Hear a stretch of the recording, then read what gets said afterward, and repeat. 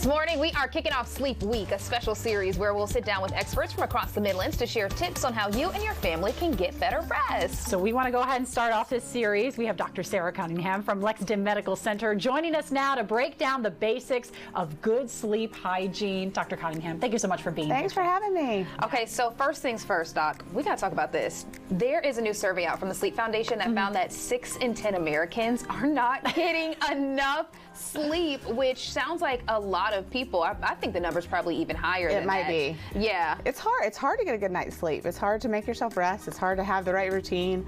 You know, there's a lot of things involved. Exactly. So before we really dive into anything, can you explain what sleep hygiene is? Sure. It's just good habits and rituals you're going to kind of hopefully have during the day and before bed to help you have a better night's sleep. And that's why we need a good sleep hygiene. So how do we kind of start? Especially right before you go to bed, you have to have that routine too. Yeah, so you want to, 30 minutes, you want to wind down, unplug from electronics, which I think we're all in the bed, on the laptop, on the phone, which is not what you want to do, right? So stop 30 minutes before bedtime.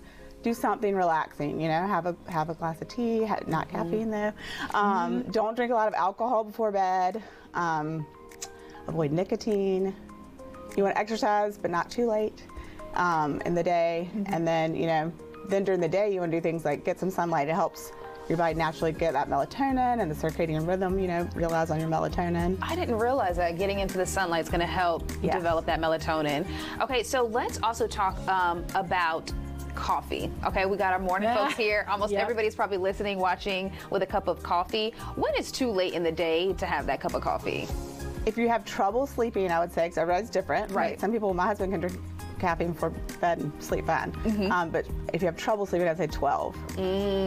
So you said kind of caffeine too. Now I've also been hearing like chamomile tea and stuff like that. You mentioned the teas, as long as they are decaffeinated. Correct. Or should they have any type of chemical in there or any type of anything specific? No, certainly there's soothing sleepy time teas, Right. and if you like that and that is your jam, go for it. Okay. If that is your That's your jam, jam. go for it. Okay, so as we're developing our sleep hygiene, our sleep routine, what's the biggest thing that we need to look into, really?